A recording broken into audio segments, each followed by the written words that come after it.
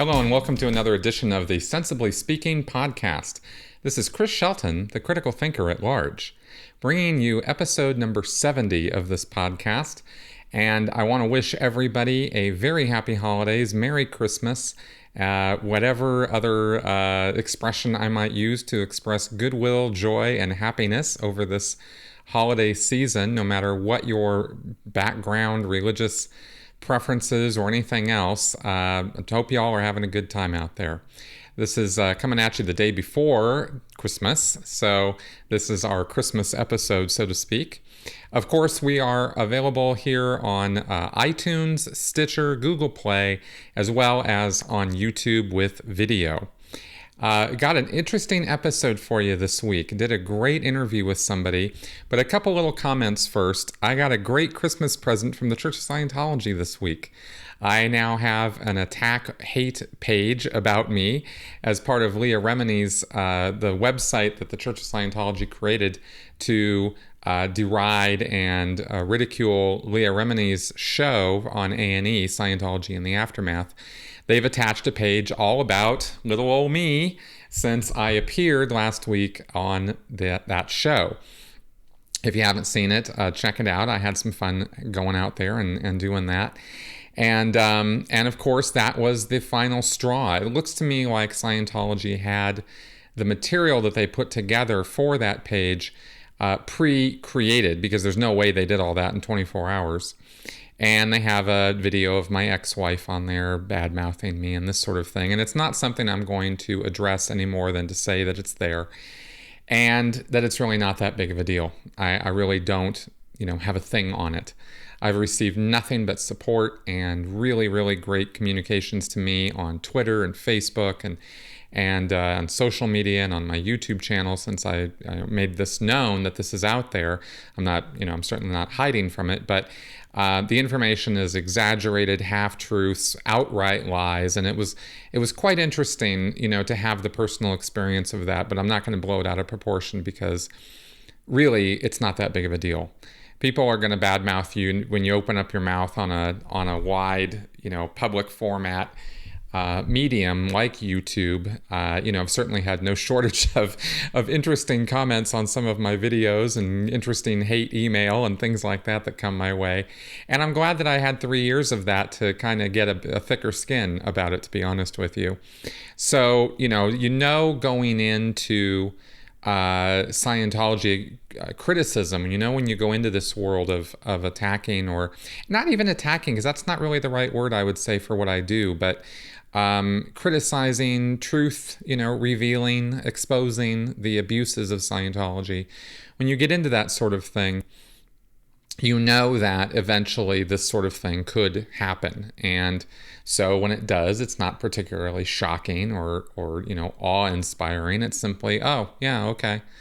Well, now I know that they have been tracking, what I've been doing all this time. And of course, I never had any doubt about that anyway. So anyway, enough about that. But thank you for the Christmas present, Church of Scientology. I really appreciate it. Warms my heart.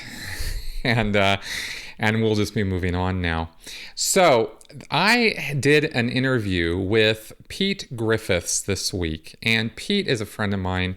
Really, really great guy. According to this website, ex-Scientologistsireland.org, he ran a mission back in the 80s, a Scientology mission in Cumbria in northern England. And they won the birthday game and they were very successful. And he moved to Westport in 1998, and he had planned to return to Scientology once his children were grown and he could better afford it. And then he kind of just laid low. And it wasn't until he heard of a protest in 2008 that he looked into Scientology online and had a penny-dropping moment. He says, from 1987 to 2008, the thought control was all in place. Then a lengthy unraveling process began. I got so angry that I burned any Scientology stuff I had laying around in a bonfire. I couldn't look at it anymore. The sense of betrayal is just incredible. The clues are all there, but you don't see them. And so I just met Pete for the first time once I became a Scientology advocate. In 2014, we met in person in Florida when he organized a protest, a series of speakers to come to Florida back then, and he called it Flag Down. And we met in Clearwater, right there on the doorstep of the largest Church of Scientology installation in the world, in Clearwater, Florida. And I spoke there, and others came and spoke, and it was a lot of fun. And meeting Pete was great. Pete also attended the Going Clear conference in Toronto, Canada, which I also went to and spoke at. And Pete was great again. And he and I have always had a good time. And so we decided to meet up again online, this time to discuss Scientology and some of our mutual history that we did not know about, and our relative ideas about the whole subject, and just some fun and games about it. It's a pretty informal chat, really. So I hope you enjoy this as much as I did doing it. Here is Pete Griffiths. Okay. Hey, Pete. Thanks very much for being on my podcast. Chris, thanks for asking me. Absolutely. I've been actually wanting to arrange this for a long time. So yeah, me too. Ever since we didn't get that game of pool played when we were together in Toronto. Exactly. Cleveland. Yeah. Exactly. Good. Well, so first off, for my audience and everything, why don't we start off by just talking about you a bit? Who are you in relation to, Scientology and whatnot? Well, I'm certainly not an anti-Scientologist, that's for sure, because I'm not against Scientology. What I am against is the behavior of the Church of Scientology. And my journey would be similar to yours in a way that information led me into the light, You used to run a mission or something, right? I did, yeah. Like when I was a Scientologist, my highest achievement, if you like, was executive director of a mission. The truth is I was actually mission holder as well. And the best part is I did all this whilst being a declared suppressive person. You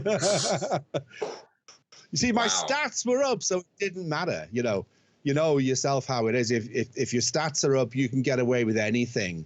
And I actually went down to St. Hill, which obviously, as you may or may not know, is the headquarters of Scientology in the UK. And I went to collect an award, and the guy who was the main HCO guy down there was like, "What are you doing here? You're declared." I went, "Yeah, I know, but I'm upstat." So I left it at that. So yeah, I got involved in Scientology. I was initially a staff member. I trained on the OEC FEBC, which I didn't know that you did. In case anyone doesn't. Of course, yeah. I went to the Big Blue to do that training. Some of it anyway. Oh. So I'm a Big Blue graduate. 1987. Yeah. 1987, really? Yeah, absolutely. It's so funny only because we might have been there at the same time. 1987 is when I joined staff in Santa Barbara, and they sent me to LA, to Big Blue. Okay, here's a question for you then. Yeah. Do you remember Quake 87? Yes, I was there. Right. You were in LA at the Big Blue. Okay, so was I. So that is amazing. We were there at the same time. I did. Until this moment, I did not know that. Okay, wow. And can I tell you exactly where I was when the quake struck? Absolutely. Okay, I was actually in CC Int. So was I. Fuck off. There's no way. Yes. We were staying at CC. They put us up in rooms there because the CC at the time was under renovation. Yeah, it was. And they were putting us in these shit rooms there. Okay. And I was on the 4th floor. This is spooky. It is a little spooky. I think I was on the 2nd floor. I think I was on the 2nd or 3rd floor. And I have a very funny story about that. But so you were there too.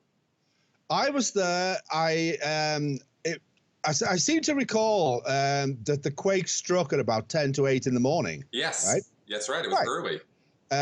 I'd already got up. I'd already taken a shower. And I had a huge problem when I was there. Like during the night, some insect was eating me, and I don't quite know what it was, right? I don't know whether you had the same thing when you were there, but there was about 10 or 12 of us in this room, which was like totally unrenovated. It was just this like derelict, dreadful room.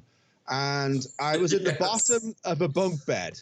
Okay, the showers were good, though, I'll say that. At least, well, it was a lot of water, which was good. But what I'd done is I'd got some sheets from reception, some bed sheets, and I draped them around the sides of this bunk bed to act a bit like a mosquito net. Right. And that actually stopped the biting. But, yeah, strangely, so this morning I got up, I got into the service elevator, of all places, and I pressed the button to go to the ground floor, and that's when the quake struck. Oh, well, you know, that is hilarious, and I just have to tell this story. I've never told this story. I was sleeping. I was still in bed, and the quake struck. And this was, for those of you who don't know, this was a pretty big earthquake for Los Angeles in 1987. I think it was 8 seconds. Was it 8 seconds? Something like that, yeah. It went on for a while. And I was laying in bed, butt naked, with a sheet wrapped around me, right? And without even thinking, I mean, literally no thought, completely instinctively, when that bed started shaking and the room started shaking, I ran out of the room. I mean, I had the sheet around me. I went out the room, down the hall, to the stairs, thinking to get outside. That was my instinct, right? And I didn't realize what I was doing until I got to the stairwell, stopped because all I had was a sheet on, and thought, maybe this isn't such a good idea. And while I was standing there in my, confusion of what to do, the earthquake came to a stop.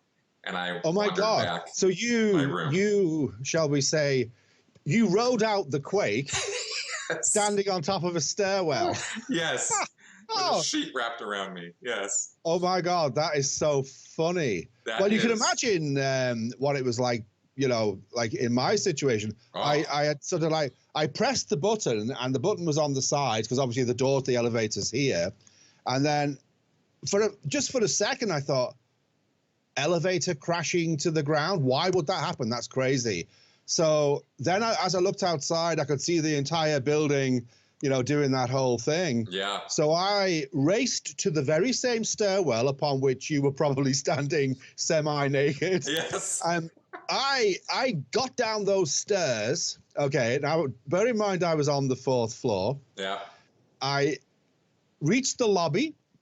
I raced across the lobby, and there was a big bust on a marble pedestal, and that was falling as if in slow motion. I leapt over that, and I was in the car park when the quake stopped. Wow. Which means I had got down 4 flights of stairs in 8 seconds, And when I think about that now, I don't remember taking the steps. I just remember going boing, boing, boing, boing. Yeah. So and I think there was like 10 or 12 steps on each sort of set. I cleared them in one leap. Now, I was a much younger, fitter man, and I could do that. Yeah. But and then we all assembled in the car park. And I have to say, next to the L. Ron Hubbard convertible car that was covered over in a dust sheet. Do you remember that? I don't remember that, no. Oh, right.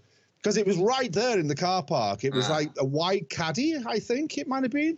And the rumor was that it was Ron's car, Wow. And girls screamed, you've probably, Oh, yeah. No, Well, it was wild. It was a wild quake. I just... I had no idea we were there together. That is so funny. Well, I also had no idea. That is just amazing. And then there was an aftershock, wasn't there, a few seconds after that? Yeah. You were probably putting your socks on by that time. Oh, yeah. No, I was back in my room like, okay, I got to get dressed. Wow. Yeah, that's good times. Good times. So you were there for, now we just flashed by this OECFABC, but that is senior executive training for Scientology. It is, of course, yeah. It's usually when you're a newer person, because once you get into the Scientology grind and the treadmill and the hamster wheel, call it what you will, you can't be taken off your post for something as valuable as training. So, as I say, I was new in that I joined staff back in April, and I'd finished the OEC, which is the Organization Executive Course in St. Hill in England. And then I went and did the Flag Executive Briefing course, which is what I was doing while I was staying in the manor in that unrenovated room. Man, good times back So, then. yeah, good times, yeah. In terms of meeting international executives, I think the highest I ever got, well, I met Guillaume Lesèvre some years later in Clearwater, but Mark Yeager came to speak to us all as we were like all students. And the intensity of Mark Yeager always used to freak me out. Yes. Because he was a very, very intense guy, those piercing eyes. Yes. And I admit I was like slightly afraid of the guy, you know. Oh, really I definitely was. He had a reputation. I mean, I heard that he had gotten really jacked at one point with someone and had thrown an OEC Volume 0 at them. That's a big book. That's a big book. I mean, I don't have one of them here, but it's big. It is, and absolutely. Get hit with one of those things, you're going to feel it, you know. And So, and they came down. I remember them. I think it was actually the next year that they opened up the Hollywood Guarantee building on Hollywood Boulevard, which is that 12-story building that they have. Yeah. Where they all the big Scientology, where all the executives are and everything. Yeah, the big vertical Scientology sign that you see on photographs and that. That's right. Yeah. But before that building opened in 1988, all of those executives and Office of Special Affairs and all that international stuff was at Big Blue. On the second floor of Big Blue was where they managed all of Scientology internationally. They still have, it's confusing for people because there's still the gold base, the Hemet international base. So anyway, it's kind of, you know, upper middle management is how you would refer to it. But that all of upper middle management was at the PAC Big Blue base. And it was, you know, I didn't really fully know that actually. But thinking back, I mean, where else would they have been? It just seems that they've been out at Hemet forever, but of course, you know, they haven't, have they? Hemet now still existed then. That was where the senior international, Guillaume Lesèvre, Mark Yeager, they all worked out in Hemet. But the middle management guys, the next level, if you like, was all based in the PAC base. That's right. Yeah, because there was a lot going on in that whole area. Because like across the road there was AOLA. That's right. Which is the Advanced Organization Los Angeles. Normally, I'm quite strict on using the Scientology abbreviations, and I always don't do it. But I feel we might have already let a few slip. I hope we haven't. But if anyone who listens to this doesn't know what the hell we're talking about, that's Scientology for you. Basically, exactly. Tons of abbreviations, tons of them. But Scientology Missions International was around the corner on the next street. Working there would be an English girl. I'm not sure she was in charge then, but she was the sister of someone called Lizzie Calcioli. She was Lizzie Gaiman. And of course, Neil Gaiman is quite well known as an author, and a very good author he is. That's right. And that's Neil's sister. That's Neil's sister. And then their other sister, Claire, was actually working in Scientology Missions International at the time. And I went in to say hello to her on behalf of her sister, who I knew. And it was a very strange thing. I don't know whether she was under some kind of threat of punishment or had just received some punishment, but I didn't get the enthusiastic welcome and response I was expecting. I mean, complete stranger comes up to you and goes, "Oh, I'd like to say hi on behalf of your sister." You'd at least respond with a bit of human emotion and reaction, Well, that's the thing about being in the Sea Org and, having been in it, as long as I was, I know this is when you are dealing with some emergency or some situation, family ain't a thing. Absolutely. Yeah. It's just not. It's just not. And it's wrong. It's wrong on every level, but it is how it is, So if she was sitting there dealing with some flap, as they call it, or some emergency or some problem, and some stranger walks in and says, "Oh, hey, hi from your sister," you'd be like, okay, whatever, thank you. You're probably right. As I recall, she was actually on reception, and I seem to remember being a little bit kind of mystified as to why a person from a Scientology royalty family would just be working on reception. So maybe there was something going on there. Yeah, could be. She certainly wasn't like the other members of the family that I met at that point, which would be like the dad who passed away in recent times. Right. So, yeah, interesting times, though, I have to say. I enjoyed my time there. I did my purification rundown in the Big Blue as well. Really? Yeah.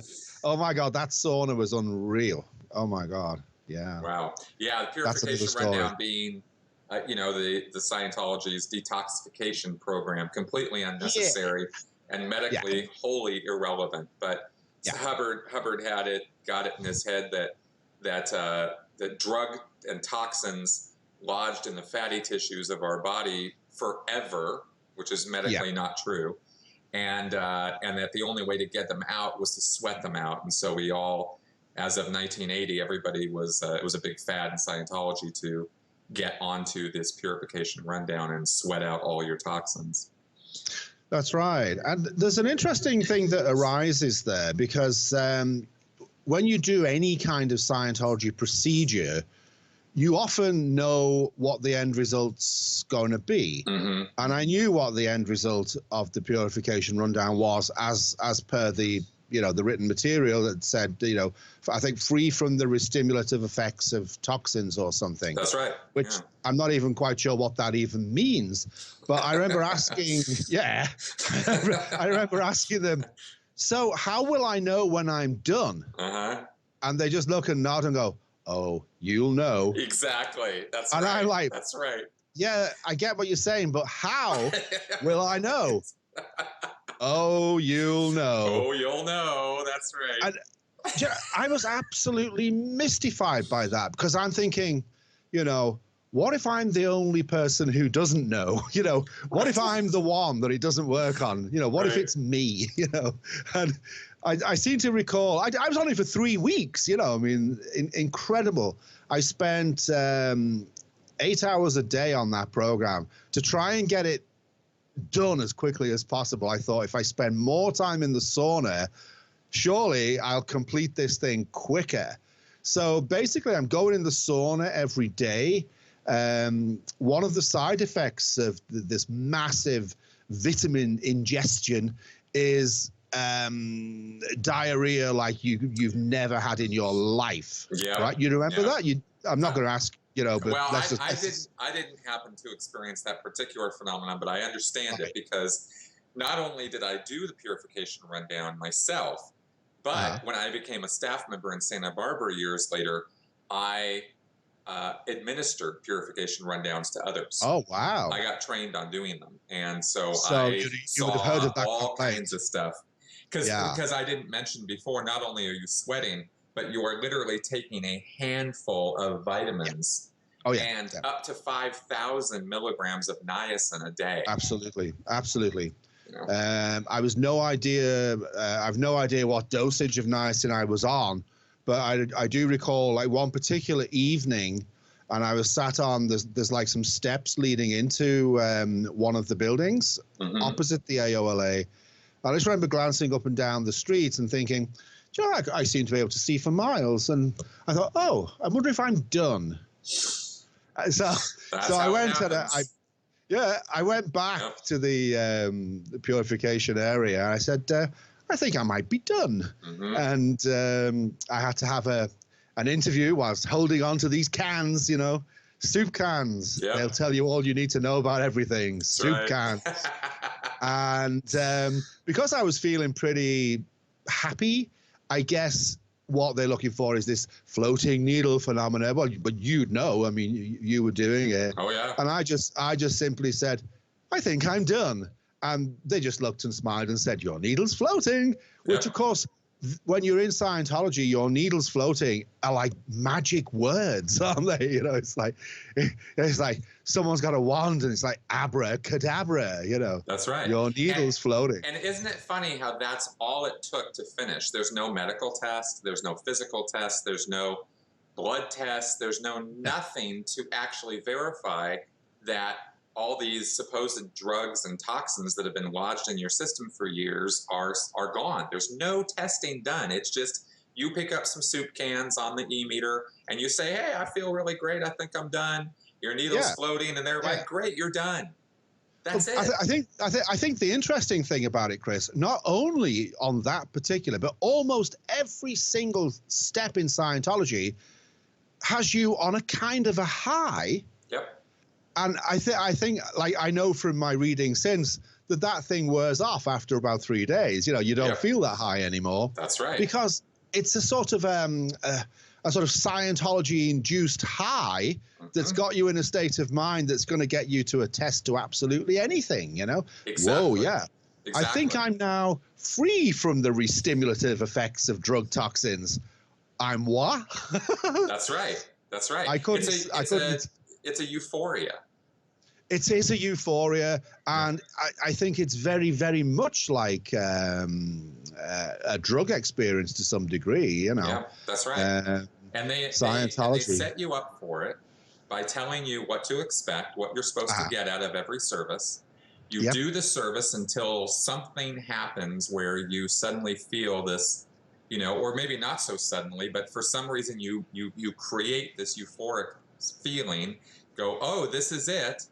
And then you go, you know, hold the cans and say, oh, I feel so great. It's so wonderful. And literally every single person, 1, 2, 3 days later, it's worn off and they're like, oh, I'm back into life, you know? And and if you say that, if you say, yeah, I don't feel so good as I did a few days ago, they're like, well, that's because you need to get on to your next service. Of course, because the whole thing is so, in some ways, it's so diabolically engineered to take you from step to step to step to step. It's quite fantastic. And if there's one thing I admire Hubbard for, it's that. It's an absolutely, it's a machine, you know, it really is. Yes. And it's a machine that works, you know. But the good news for anyone who is suffering from Scientology right now is, it does wear off. Exactly. Exactly. And of course, by it works, we're not talking about the technology of Scientology. We're talking about the machinations of it, the organizational structure of it, and how it puts you through this assembly line process of, doing this and then convincing you that everything that's good that's happened to you all the way, you know, if you happen to get a raise, if you happen to meet the right person, if you know, if your kid does great in the spelling bee or something, it's always because of Scientology. Yeah. Right. And somehow, very mysteriously sometimes as well, you know. Yes. But then I'm thinking, well, the Lord works in mysterious ways too, doesn't he? You know. Exactly. But it's fascinating. Level. And if it doesn't happen to you and you just get grumpier and grumpier and, you know, I'm not sure this is the right thing for me, then you get told, well, have you overrun, which again is Scientology terminology, was have you actually gone past the point where you should have been going woo-hoo-hoo, right, and gone a little bit too far? Right. And if you ever get someone to go, well, that's what you've done, you get that whoosh of euphoria, you know, because someone tells you that, done with this. I don't have to do it anymore. Yeah. Because that's the other thing as well. Like sometimes it's so bloody tedious and almost torturous that to actually, sometimes you get that high just because someone tells you that you're done. You know, I'm finished. Yes, thank God, I don't have to do it any longer. That's right. Oh, wow. That's right. Is the RPF anything like that, Chris, may I ask? Oh, gosh, no. The RPF is not there for you to feel euphoria. You do experience that from time to time, of course, because you're going into doing a lot of auditing, a lot of their counseling. Mm-hmm. But, I mean, I did 1,000 hours of that stuff. So, of course, there are moments where you feel pretty good.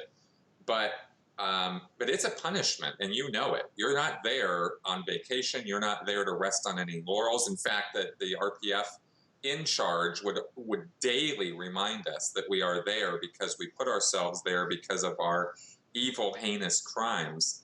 And, and we're not there to, and even if we did a good job on something, we renovated a bunch of furniture or a building or whatever it was that we did that was the hard physical labor that we were doing, it was the next day you were right back at it. There was no, he said, I'll never forget this one day, he's like, you people have no laurels to rest on. Wow. You guys don't get any credit for anything. You're here to work and to earn your way back into the Sea Org.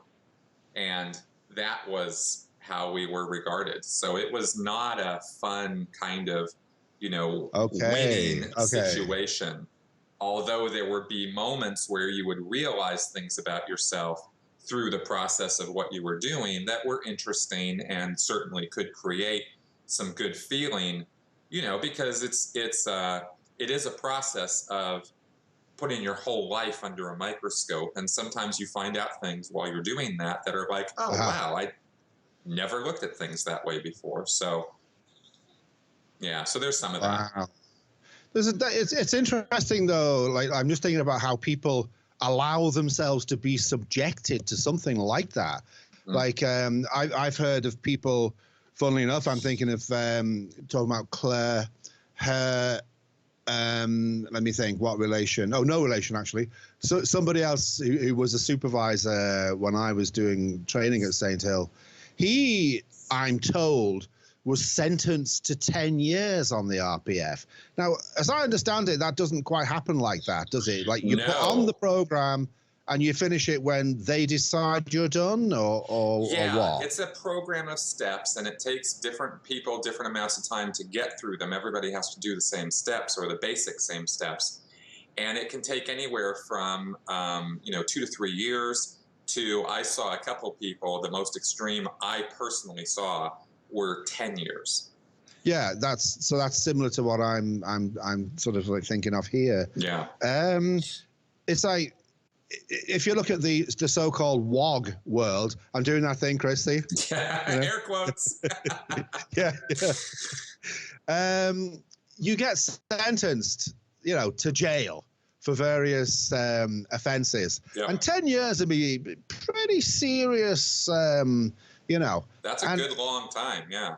It is, isn't it? Yeah. And we've said before, that Scientologists are motivated by this desire to want to help and to bring about, a world where there's no criminals and there's no insanity and no war. And that's what you're working for.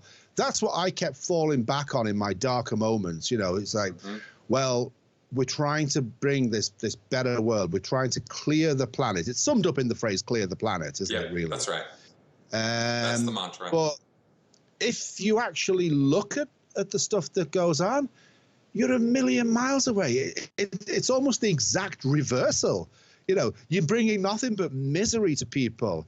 Without going into too much detail, it's all on Leah's show. Everything's starting to come out, and as more and more people become aware of it, it's going to get harder to put this thing back in the box.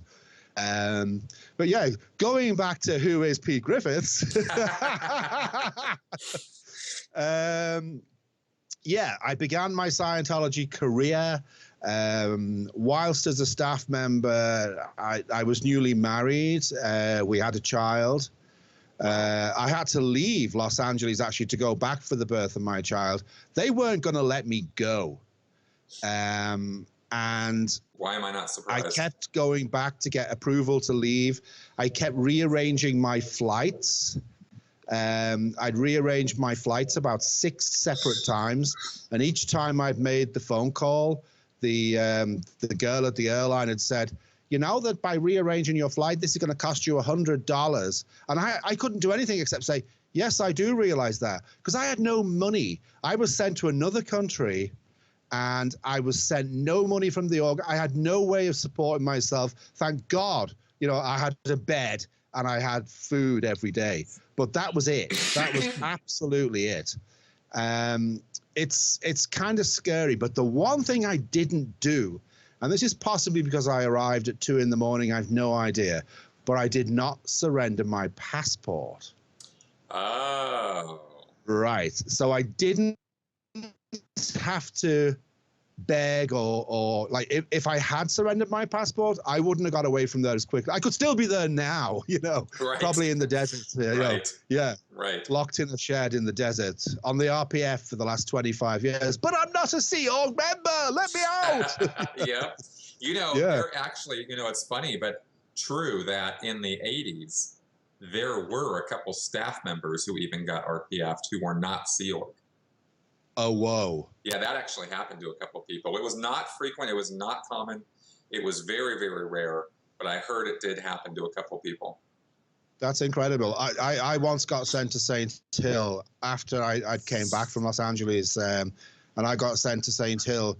Like, I didn't know why I was going. It was a big mystery to me, but it turned out it was for some kind of disciplinary thing. Mm-hmm. And the Sea Org guy, whose name I'm not going to mention, hello, Drew Robb, he tried to discipline me, and it was creepy because you've got this guy who's got this authority trying to order you to do something, but in the back of your mind, you're thinking, he hasn't got the right to tell me to do this. So I'm wearing my nice suit, Mm-hmm. And in the basement of, like, underneath the main hall at St. Hill, there's a huge basement area. And it was full of moldy books that have been there probably since L. Ron Hubbard's day and had just been moved from location to location. And Mr. Robb, sir, he basically said, I want you to move that pile of books from there to there. And I'm like, okay, I'm wearing my best suit. He says, oh, I can sort that out for you. And he came back with like a dirty overall, which I now know was obviously RPS material. Yeah. Right?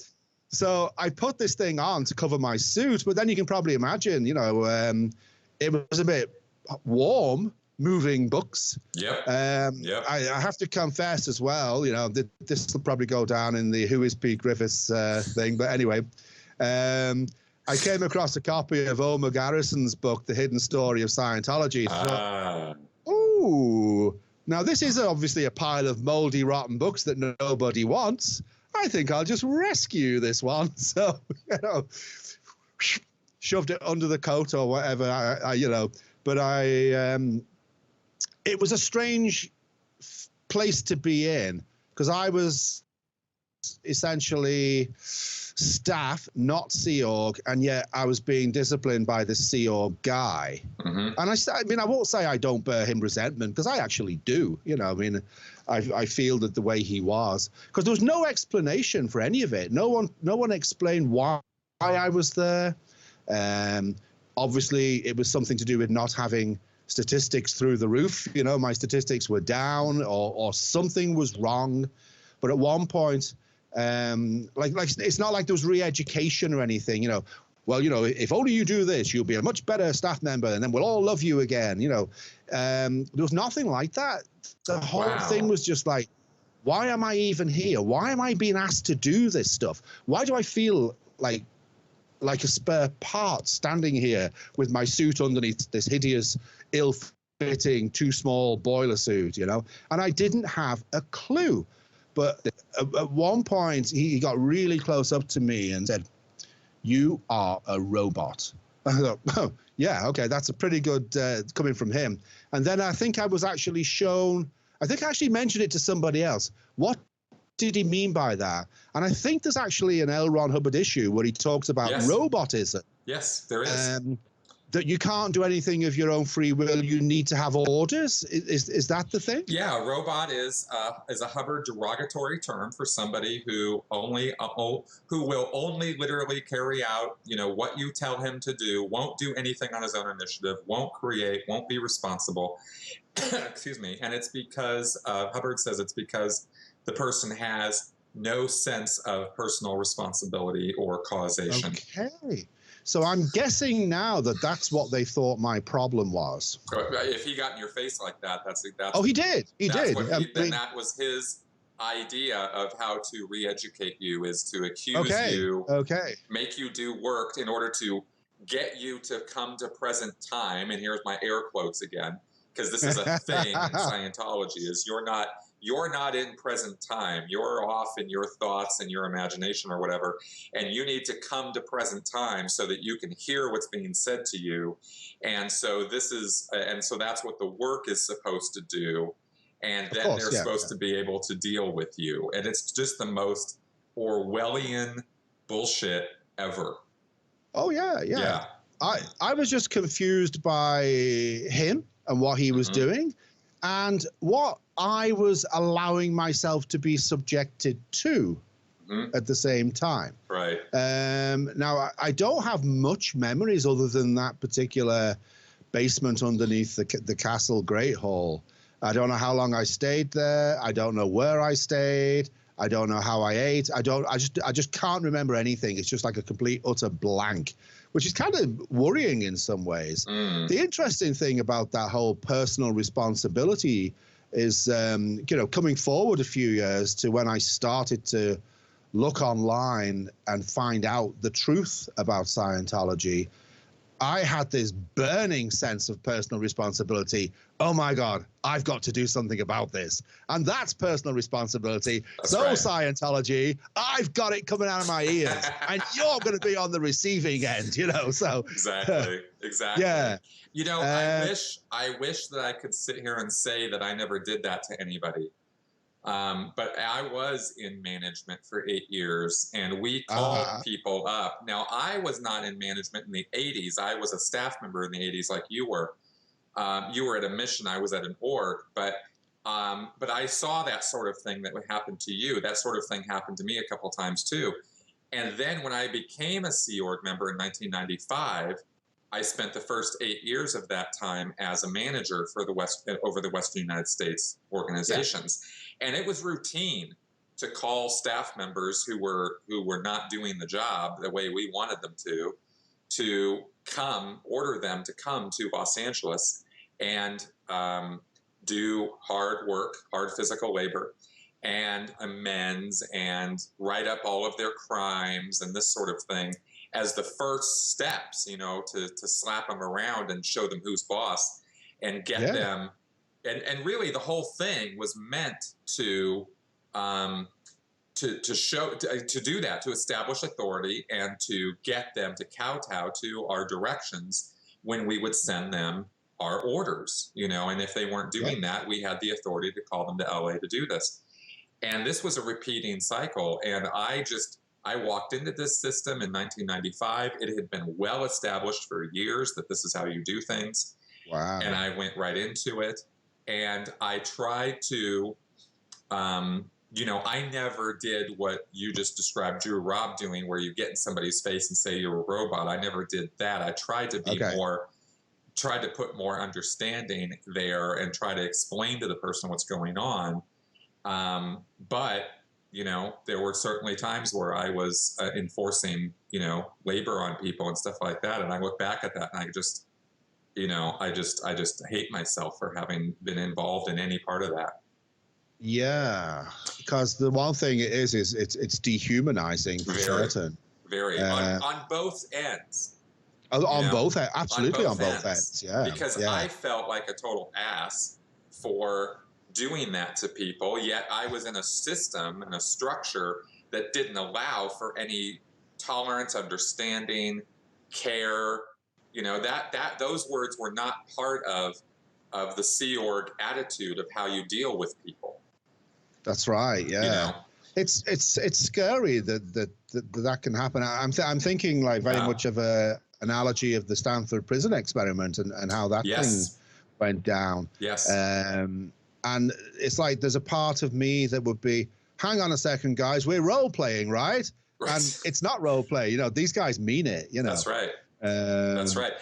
And yet the thing is that I'll bet you, now I don't know Drew Robb, but I'll bet you for the most part, most of the people who are doing this kind of thing are actually good people didn't really even want to do that, but you get caught up in this institutional evil of the Sea Organization, and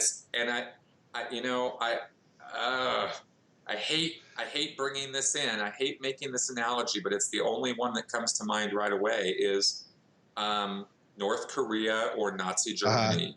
Yeah.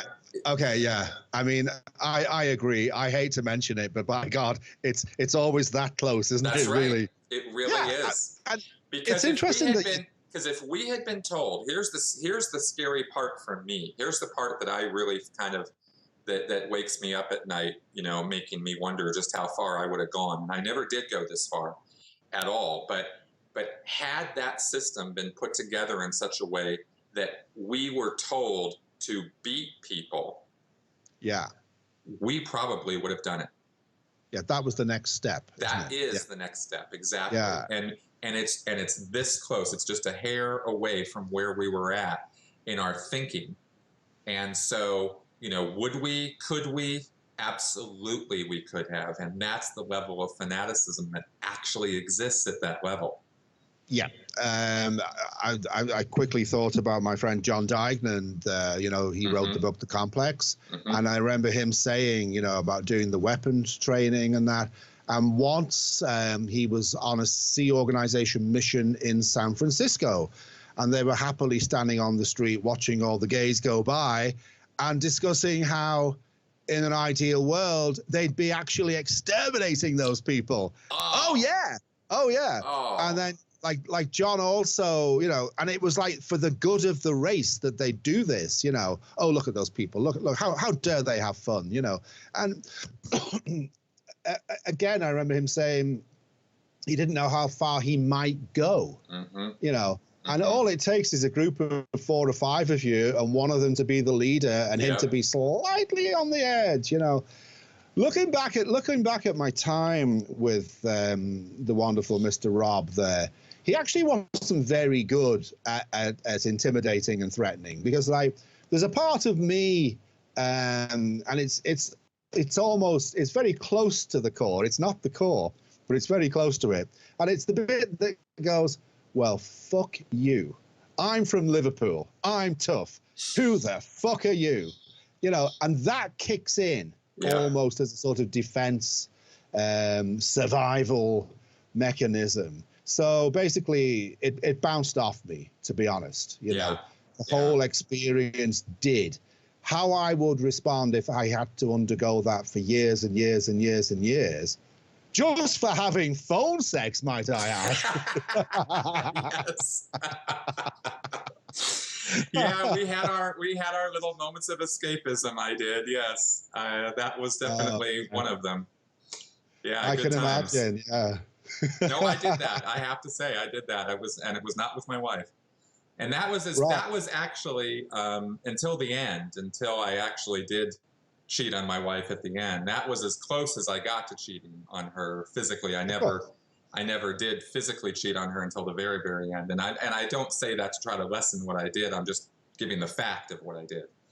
But sometimes relationships don't work, Well, that was the thing. I think, we really shouldn't have gotten married in the first place.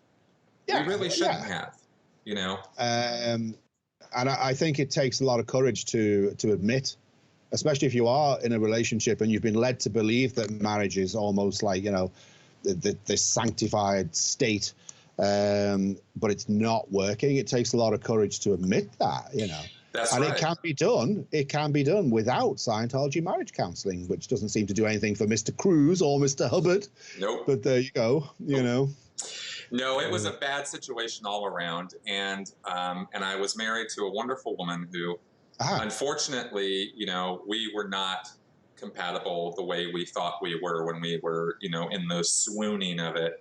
But when you can't have sex until you're married, and when you're young and you got hormones and all that kind of stuff, you jump right in, and we tried to keep it going, until it just really didn't work anymore. So, did you marry in the Sea Org then? Were you in the Sea Org? Or? Okay, yes. so okay. Yeah, my entire marriage was basically lasted for almost the entire time of my Sea Org time. I joined the Sea Org in late June and I was married by August or early September. I don't remember the exact date. I was married by that point. You know, met her, courted her, got married. Okay. Yeah. And did you feel some kind of pressure, like from yourself? Oh my God, if I don't get married, I'm not going to get laid. That kind of a thing? Well, you can't. Yeah, because in the Sea Org, you can't have sex until you're married. So, right. So yeah, no, definitely you can't get laid. And I was 25. I mean, I was like, you know, of course, yeah, ready and raring to go. And, you know, and we met and everything seemed great. So, hey, let's do this, you know, and then. And I think it needs to be said as well that like in the Sea Org, I think you mentioned it in your chat there with Ross and Carrie, like jerking off is not an option. No. Oh, no. Big crime. Big no-no.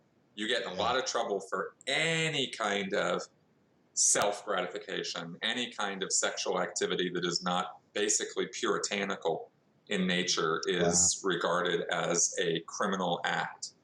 And that apparently, I don't know if we talked about this on Ross and Carrie, but that has become much more strict under Miscavige than it was under Hubbard. Wow. Hubbard did make those rules, but he did write the stuff that he wrote about homosexuality and perversion and stuff. I'm not trying to lessen any of that. He was. I've read it all greedily. Yeah, he was not a good man when it came to that stuff. But life on the ship under him on the Sea Org in the early days was pretty loosey-goosey when it came to all that stuff. And masturbation was not a thing. Nobody cared about that. And it wasn't until Hubbard had died and Miscavige came in and started really fixating on sex as a control mechanism that the rules became even much more strict now than they ever were under Hubbard. Yeah, I think it's very scary when you have people. It's almost like they're inside your head, you know. Mm-hmm. Oh, mustn't think that. Yep. And we are in this dreadful Orwellian nightmare world. Yes. When I first started to wake up, I read a few chapters and I wish I could remember who it was and find it again. But somebody had started writing a novel of a Scientology world and what it was like to live in this Scientology world. And it was absolutely bloody brilliant. So I'm going to have to try and make an effort to find this. Yeah. There was a big parade in town, you know, and it was all the upstats and all the downstats weren't even allowed to look at the parade. Right. And again, I don't even want to mention North Korea, but there you go. That's right. And that's right. Knowledge reports being written by everybody on everyone. Oh, totally.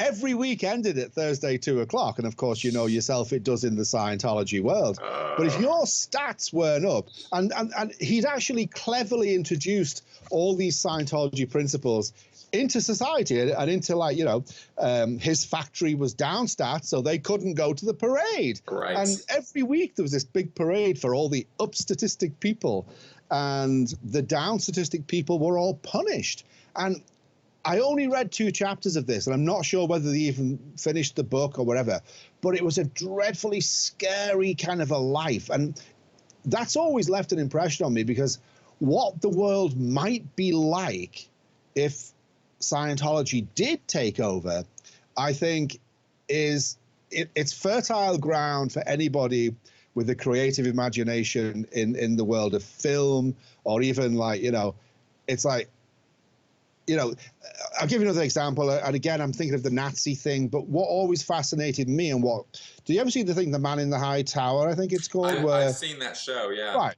So it's like the Germans win, and half of the United States is Japanese and half is German. But I'm always disappointed when I see these things, because I always feel they miss something, or they don't quite get something, or they don't tell the story as well as they could. And I feel that possibly in the future someone might do a Scientology, what would have happened if Scientology had won type program. But is it going to be just fertile ground for creative people, or are we going to say anything worthwhile with this? I don't know. But you know, that would be very, very interesting. That might be the subject of future work for me. I might take a look at that a little bit. That would be very, very interesting. Go for it. it would be difficult to explain to somebody unfamiliar with Scientology at all, because there's so much that would go into it, you know, between all of Hubbard's nonsensical policies and then and then all the fixation on crimes and overts and withholds and all that stuff. But it would be it would be a very, very, very 1984 world. And I don't know. I don't think Scientologists themselves really think the thought through. Well, here's the thing. I mean, you've probably been asked yourself, is Scientology trying to take over the world? Yeah. You know, and it's like, well, yes, they are, but they're not trying to take it. They don't do it in a sort of in an overt, you know, hey, now you have to do what we say. Scientology's plans for taking over the world are to absorb it into Scientology. That's right. And as they absorb more and more aspects of society into themselves and it grows, you know, their influence will spread. That's right. So more and more concepts or Scientology concepts will become part of society. I think there is a fantastic opportunity there for someone to tease that one out a little bit. I agree with you completely.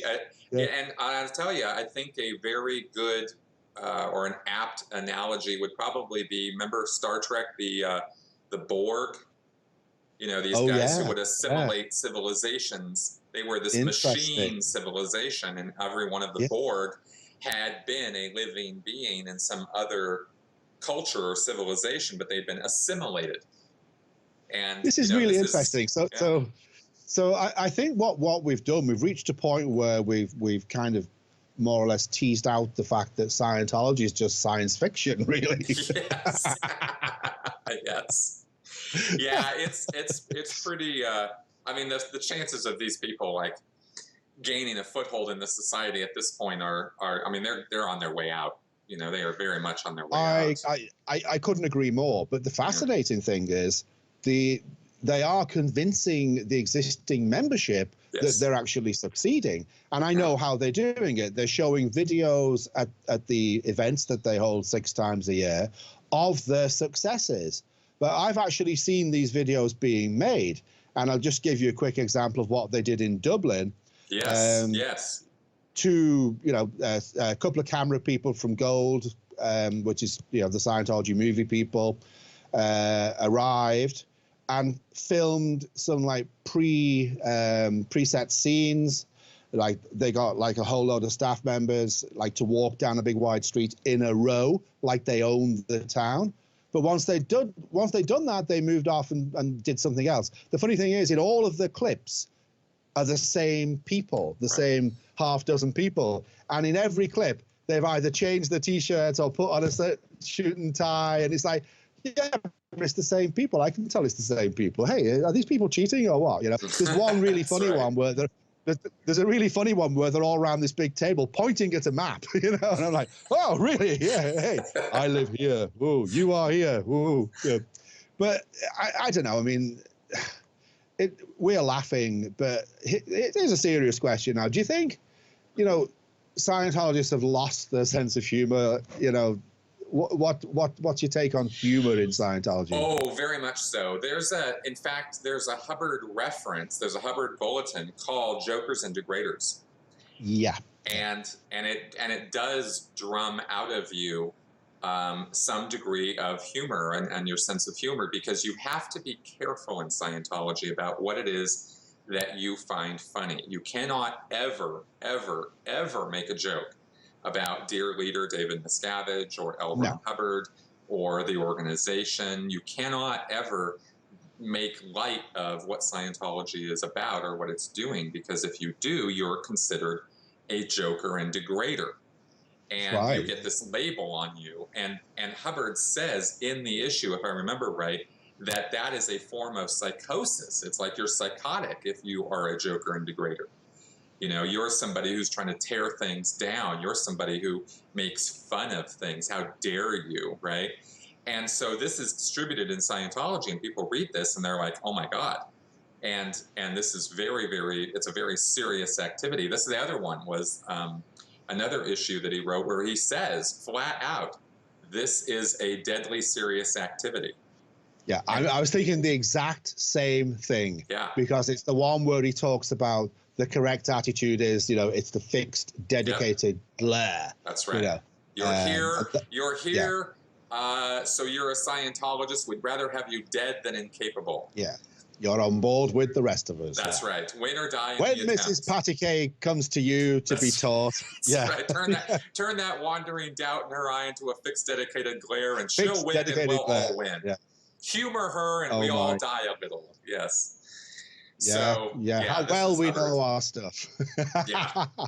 So ridiculous. Yeah. So it is. So they become a rather humorless lot, and at least when it comes to Scientology, and this is a real problem, because I've come to learn, coming out of this nonsense, that there isn't anything above ridicule. If you can't laugh at anything, you are in a corner. You are not living life the way you should be, because everything is kind of ridiculous from a certain point of view. And if you can't see it from that point of view, you're really missing out, I think people coming through some form of adversity or hardship always fall back on the fact, yes, it was our sense of humor that kept us going. And, like the war years, but what a laugh we had. What great friends we've got looking back on that. And I think the same can be said from a Scientology viewpoint, because, most of the people I met there were fantastic, wonderful people with, with a heart of gold.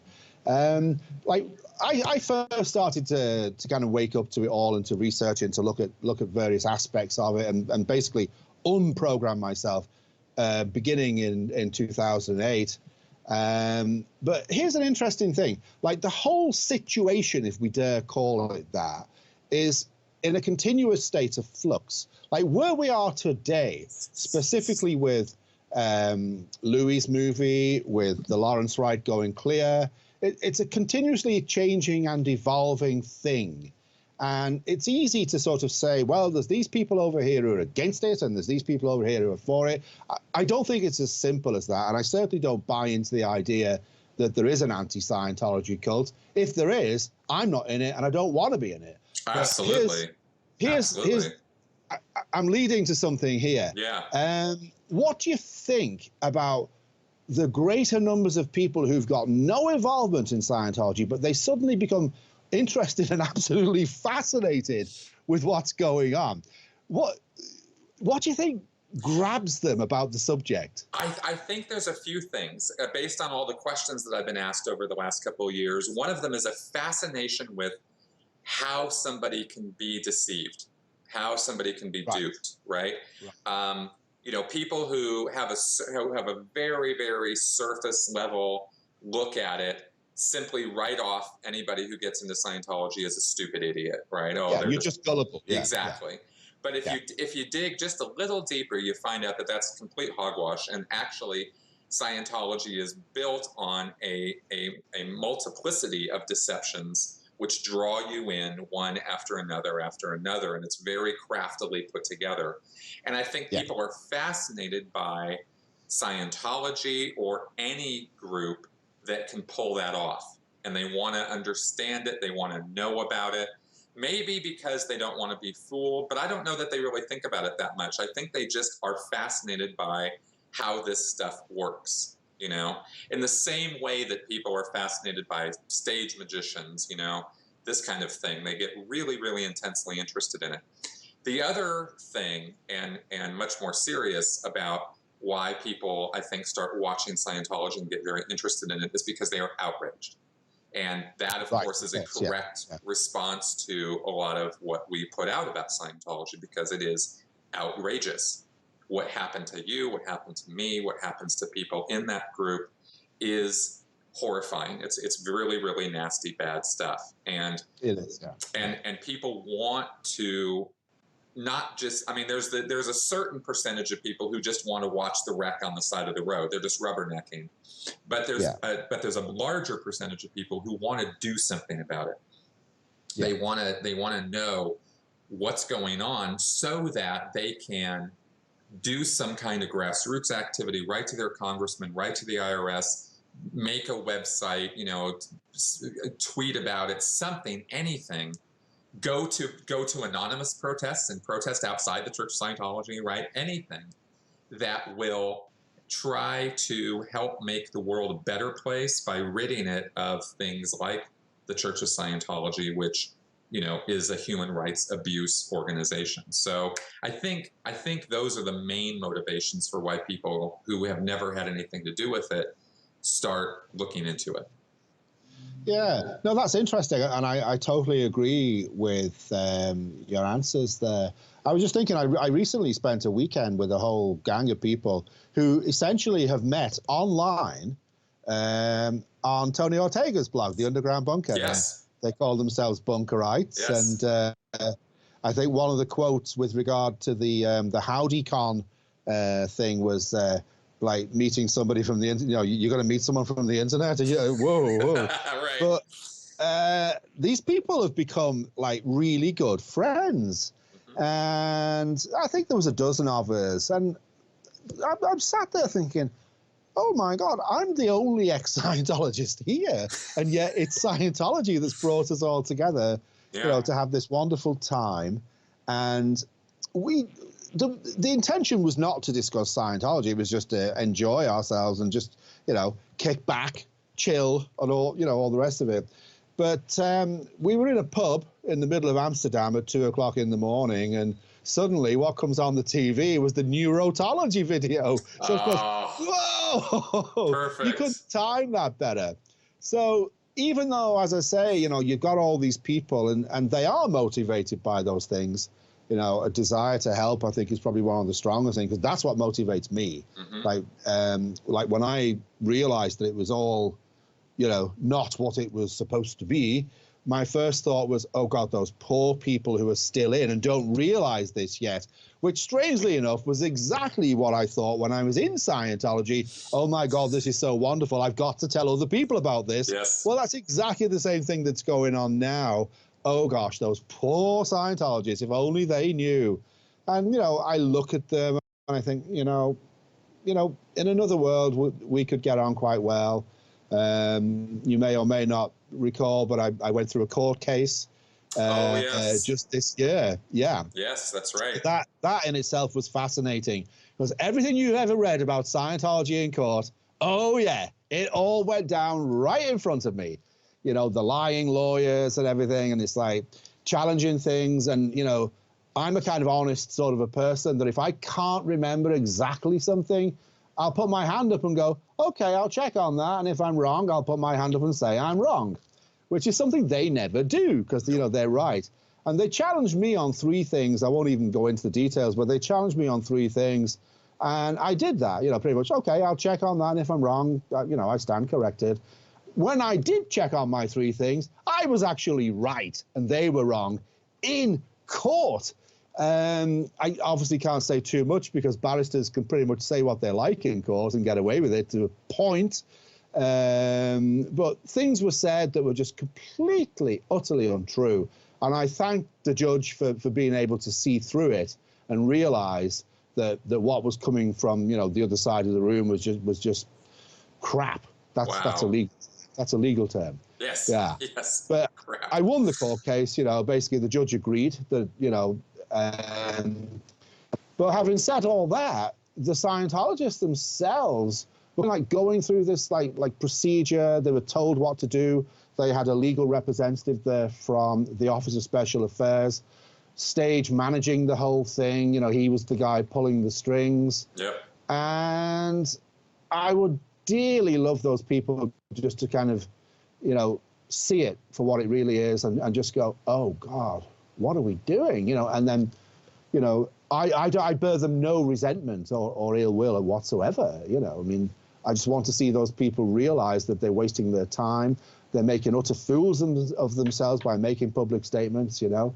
Exactly. You know, they're so going to, almost invariably, they're going to end up regretting, you know, their involvement and their activities in it in the years to come, you know. Well, it's very, very heartwarming to see Mike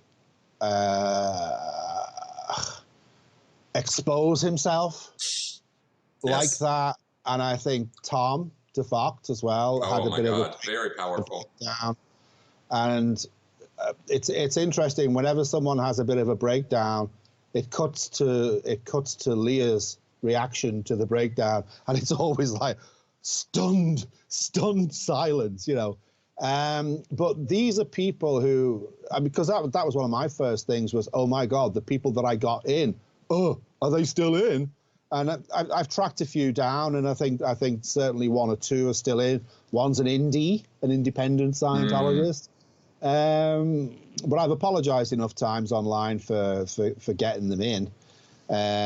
But I think that's another thing about the whole Leah show is that it's actually bringing humanity to this thing, and it's showing Mike's human side, and of course, you know, yourself.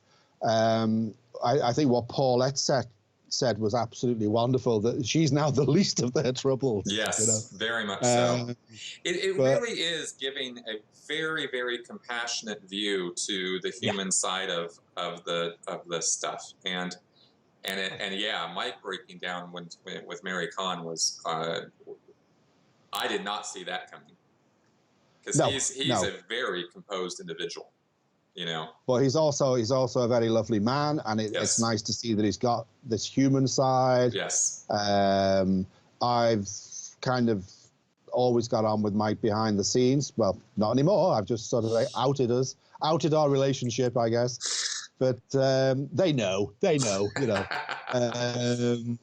But yeah, I've been a little bit mean to him in the past, making videos and, you know, hey, look at that guy, you know.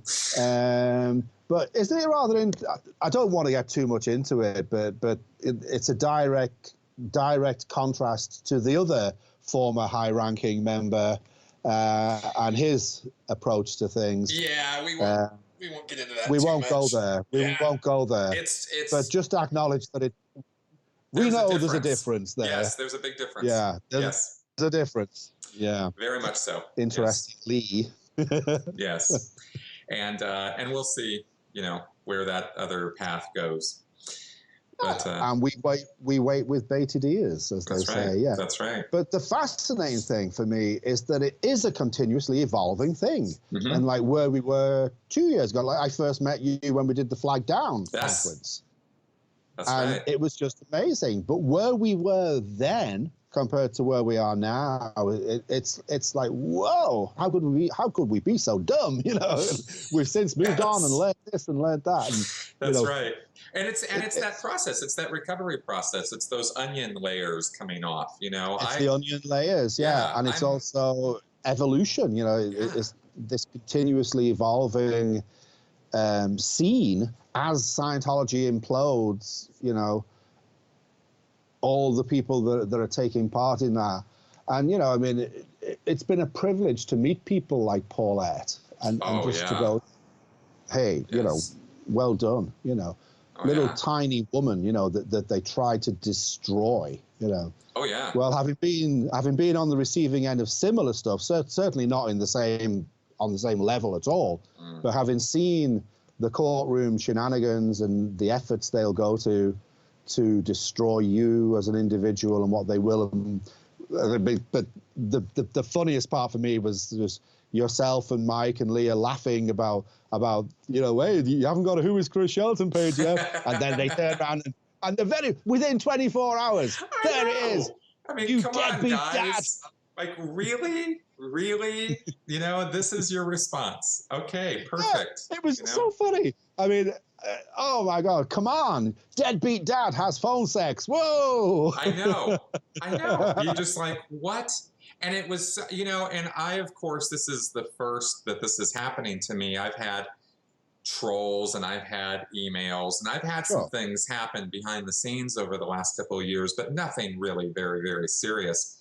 And then this happens, and it's fascinating to see the mix of exaggeration, of half-truth, of outright lie. I mean, there are outright lies on that page. Of course. You know, and then you know, it's like I have this son, and I do have this son, but I'm in touch with him. I've been in touch with him for years. And so, they outright lie on this page that, you know, he didn't want to have anything to do with me. Well, I'm sorry, but actually it was the exact opposite. You know, he was happy to hear from me, and we have this relationship now that I didn't have with him when I was in Scientology, because Scientology was preventing that. So for them to bring that up as like the attack point is just, I'm like, wow, really, guys? Really? This is where you're going to go with this? Well, all you have to do is look at the L. Ron Hubbard techniques for handling, attacks, and that's like you don't even mention them. You just go back on the, you go on the attack yourself. Yeah, and that's right. Yeah, so pretty goofy stuff. I wanted to ask you real fast, because we're going to have to wrap up shortly. Okay. Were there any other questions or anything else you wanted to bring up or talk about that we haven't gotten to yet? Probably, but I can't think what they might be right now. No problem. Well, I'm sure we can do this again. How about yourself? Have you any questions or? I think we've covered. I'm glad you brought up the court case thing, because I did want to bring that up, and I'm glad that you mentioned that. That was interesting. What just so just for people who don't know, you did pull off a victory with that court case, and that was awesome. What was it that they were taking you to court for? Okay. One of the things I do would be speak to schools and colleges if they invite me. I don't get paid for this. I occasionally get expenses. Like just before I went off on my little holiday recently, I took part in a debate in a university in Galway. They couldn't get a Scientologist to go, but they got someone to argue the other side of the argument. And that was a lot of fun, so I do this. And I gave a talk, I think back in, was it 2014? I need to check on the date. But in a school in Dublin. And what I would often do is, just using my phone, I'd record myself from wherever I was, just put it on the desk in front of me and just record, because I could then play it back and say, now, could I improve on what I've done there? Should I have said this? Should I have said that? That kind of a thing. Yeah. So essentially I did it for myself. But having done that, a part of me thought, well, why don't I just post it on YouTube, and anybody who's interested could listen to it. So I did that. And I went back to the school 2 days later and gave another talk to another class. And as I was leaving the school, 3 of the teachers came to me looking very concerned and worried. And essentially they were saying, oh my God, you won't believe this email we've just got. And I just started to smile and went, yeah, I would. Tell me, oh, it's from a concerned parent, but funnily enough, she's no kids at the school. Yeah, that's about right. It was in April 2013, actually. I just checked. And one of the teachers, who was a friend of mine, I said, so what have they actually said? Oh, well, and they just rattled off a list of things. Now, it's just the usual stuff. I'm a criminal. I'm under surveillance and investigation by the guards, and that's the police, basically, Irish word for police. I'd posted pornographic material on a site. What else? Oh, God, it just went on. Just the litany of usual nonsense. The usual stuff. Yep. I was the leader, or certainly a high-ranking member in Anonymous, and it just went on and on and on and on. Do you have your rank? I have mine. Yes. Yeah. It was crazy stuff, and I just laughed at it, But I didn't actually see this email itself, and then I just spoke, casually to a lawyer who said, so you've been defamed, you should do something about this. And part of me then thought, okay, why don't I just ask for a copy of this email so I can see fully what they're saying? And that's what I did. And it took us a month to get the email, but we finally got the email with all the names, addresses removed, but we knew who had sent it anyway. And as I showed it to the lawyers, and then they showed it to a legal team, they said, well, quite clearly you have been defamed. The word hate monger was used over and over. Hate-filled bigot was used over and over. In addition to saying how, I was whipping up hatred towards Scientologists, and And as there's been a lot of increase in student suicides, we can't have people like this going into schools. I'm like, what? Interestingly enough, it's fascinating that I'm going into a school to warn them about Scientologists, and Scientologists are warning them about me being this big danger, So we just took all the points one by one and looked at it and thought, we have a case. We have a case. So, as you may or may not know, if you sue Scientology, they try and sue you. And I was very careful not to be drawn into any kind of situation with them. But I have a friend in Ireland who didn't quite have the same mindset, and he decided he was going to grab some leaflets from a Scientologist and toss them in a litter bin. And that action alone gave them enough to countersue. So even though I didn't take part in this thing other than just to stand there with a camera on my chest, I was dragged into a counter case. And this is Scientology strategy. Mm-hmm. You sue us, we'll sue you. So I'm suing for defamation, and they're suing me for assault. Whoa! I don't assault people. I'm a good guy. Right. But it was amazing. I mean, to win was, fantastic, because there's a vindication. The judge was pretty scathing in how he said that, it was a vitriolic attack.